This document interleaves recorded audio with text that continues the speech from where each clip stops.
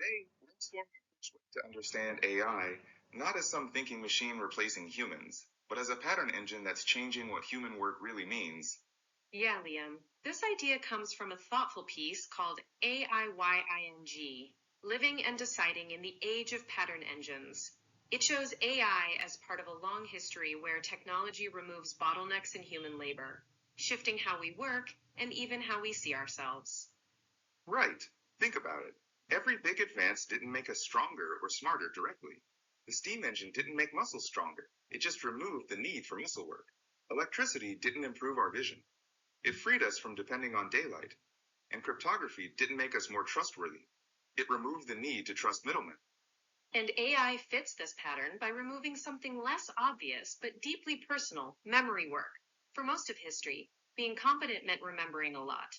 Doctors memorized symptoms and treatments, lawyers knew precedents, engineers formulas, managers processes and people.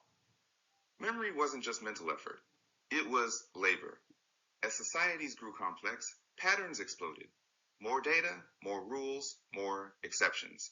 But human memory didn't scale. That created a bottleneck, which education, credentials, and experience tried to manage.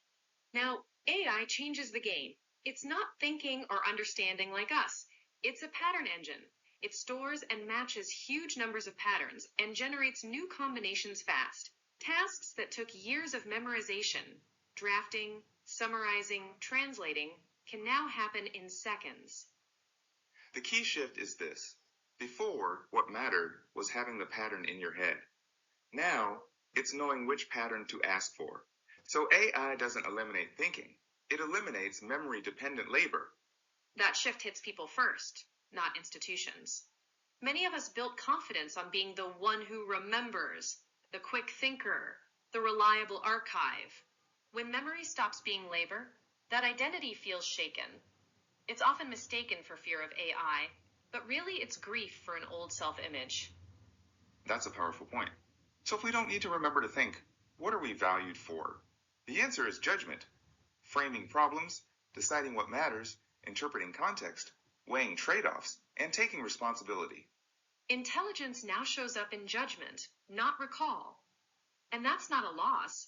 It's a return to what makes us human. The document breaks working with AI into three human-led phases: thinking, deciding what to engage AI with and why, asking, translating that intent into clear requests, and judging, evaluating AI's output for relevance and consequences. AI generates endlessly, but humans decide meaningfully. That's where AIYING comes in. It's not just a tool or method, but a human-centered approach with frameworks to strengthen each phase. Thinking before AI, asking clearly, judging responsibly. It protects human agency in a world flooded with pattern generation. And beyond individuals, this means teams will coordinate based on shared judgment, education will shift from memorization to framing and reasoning, and institutions will trust demonstrated decision-making over credentials. The question changes from what do you know to how do you decide? So AI isn't a revolution that ends human intelligence.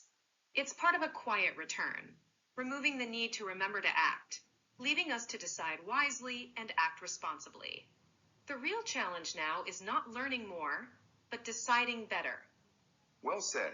That's a hopeful note to end on. AI frees us from memory work so we can focus on what truly matters: judgment and responsibility.